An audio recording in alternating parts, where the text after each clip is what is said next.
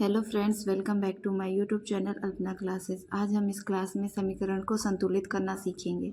पहले तो संतुलित समीकरण का मतलब क्या होता है हमें वो जानना है। जो संतुलित समीकरण होता है, संतुलित कहने का मतलब से ही पता चल रहा है कि यानी कि सब चीज़ बैलेंस होना, यानी कि संतुलन में होना। तो संतुलित समीकरण में क्या होता है, अगर जितने इधर के अणु हैं लेफ्ट हैंड साइड के, उतने ही अणु राइट हैंड साइड के होने चाहिए। तो हम एक क्वेश्चन को सॉल्व करके देखते हैं, संतुलित करके देखते हैं, जिससे हमें ज़्यादा अच्छे तरीके से पता चल जाएगा। जैसे हम यहाँ देख सकते हैं, यहाँ पे हाइड्रोजन के जो अणु हैं वो दो हैं, क्लोरीन के अणु दो है, और यहाँ हाइड्रोजन के अणु एक है और क्लोरीन के अणु भी एक ही हैं। तो अगर हमें यहाँ भी हाइड्रोजन के अणु दो बनाने हैं और क्लोरीन के भी दो बनाने हैं, क्योंकि इस साइड दोनों दो दो हैं। तो हमें इधर दो बनाने के लिए हम क्या करेंगे, यहाँ पे 2 से इंटू कर देंगे। अगर हम यहाँ 2 लगा देंगे तो 2 हाइड्रोजन के अणु हो गए और 2 क्लोरीन के अणु हो गए। और इधर देखते हैं 2 हाइड्रोजन के अणु और 2 क्लोरीन के अणु। तो ये हमारा समीकरण संतुलित हो गया। ठीक है, अब हमारा दूसरा क्वेश्चन है रिएक्शन HNO3 प्लस CaOH का whole twice reaction by CaNO3 का होल ट्वाइस प्लस H2। अब हम यहाँ देखेंगे, यहाँ जो हाइड्रोजन के अणु हैं इसमें 2 हाइड्रोजन के अणु हैं और इधर 2 तो इसके हाइड्रोजन के अणु हो गए और 1 इसके। तो इस साइड तो 3 हाइड्रोजन के अणु हो गए और इस साइड 2 हो गए। तो फिर कैसे होगा, तो हमें इसे दोनों साइड बराबर हाइड्रोजन के अणु करने हैं। तो हम इस हाइड्रोजन के अणु को बराबर करने के लिए अगर हम यहाँ 2 लगाते, तो अगर ये हम यहाँ 2 लगा देंगे तो ये हो जाएगा 2 हाइड्रोजन के अणु ये, और 2 से इसको गुणा कर देंगे तो हाइड्रोजन के अणु कितने हो गए, 4 हो गए।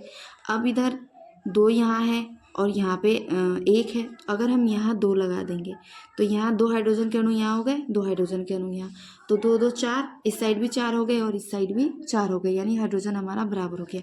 कैल्शियम यहाँ 1 है, यहाँ भी कैल्शियम 1 है। इसमें ऑक्सीजन 1 है और ऑक्सीजन 3 यहाँ है, तो 3 और 1 4 ऑक्सीजन। और इसमें देखेंगे ऑक्सीजन 3 है और इसका होल ट्वाइस है, यानी कि यहाँ पे 6 ऑक्सीजन हो गया। 6 और 2 इसके ऑक्सीजन, 8 ऑक्सीजन हो गए। पर हमारे इधर कितने ऑक्सीजन है, 3 और 2 5 ही ऑक्सीजन है। तो हमें 5 3 दूनी 6 और 6 और 2 8, हमारे इधर भी 8 ऑक्सीजन हो गए और इधर भी 2 इसके ऑक्सीजन और 6 इसके ऑक्सीजन, 8, मतलब ऑक्सीजन भी बराबर हो गए, कैल्शियम भी बराबर है। ठीक है, बाकी हमारा इसमें सारे क्या है, संतुलित है। सिर्फ हमारा हाइड्रोजन इनबैलेंस था, हमने उसको बैलेंस कर दिया। ठीक है, अब हमारा तीसरा क्वेश्चन जो है वो है H2 plus N2 reaction by NH3। अब इसमें हाइड्रोजन के अणु 2 है और नाइट्रोजन के अणु 2 है, और इसमें नाइट्रोजन के अणु 1 है और हाइड्रोजन के अणु 3 है। तो अगर हम यहाँ 2 लगाएंगे तो नाइट्रोजन के अणु 2 2 बराबर हो गए, पर 3 दूनी 6, हाइड्रोजन का अणु तो 6 हो गया और यहाँ पे क्या है 2 है। तो हम ये यहाँ क्या करेंगे, 3 से इंटू कर देंगे, तो 3 2 जा 6, यानी हाइड्रोजन के अणु 6 हो गए और इधर भी 6, तो दोनों बराबर हो गए, नाइट्रोजन और हाइड्रोजन दोनों साइड बराबर हो गए। अब चौथा है H2S plus O2 reaction by H2O plus SO2। अब यहाँ H2 के अणु 2 है, यहाँ भी 2 है, ठीक है, पर ऑक्सीजन के अणु 2 ये और 1 ये, 3 इधर 3 है और इधर कितने हैं, सिर्फ 2 है। तो हम क्या करेंगे, यहाँ पे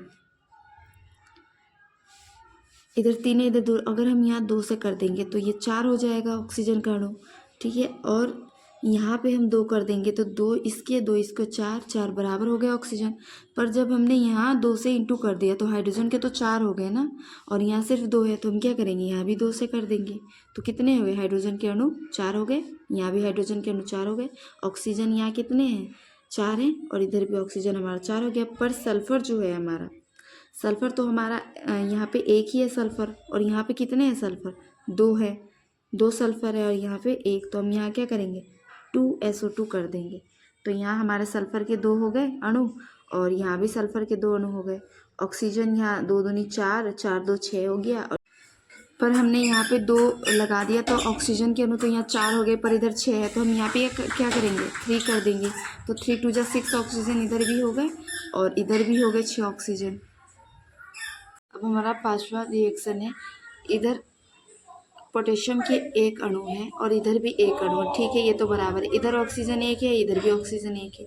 यहाँ हाइड्रोजन 2 है और यहाँ हाइड्रोजन क्या है, 3 है, इधर हाइड्रोजन 1 इसके और 1 इसके। तो हमें हाइड्रोजन को कितने बनाने हैं, अगर यहाँ 2 है और यहाँ 3 है, तो अगर हम यहाँ पे क्या कर देंगे, 2 कर देंगे, तो हाइड्रोजन कितने हो गए, 4 हो गए, और इधर हाइड्रोजन 3 ही है, तो अगर हम यहाँ पे 2 कर देंगे तो पोटेशियम के अणु 2 हो गए, तो यहाँ पे हम 2 कर देंगे, इधर भी पोटेशियम के अणु 2 हो गए, इधर भी हाइड्रोजन 4 हो गए, इधर भी हाइड्रोजन 4 हो गए, इधर ऑक्सीजन भी 2 हो गए और इधर भी ऑक्सीजन 2 हो गए, यानी कि ये संतुलित हो गए।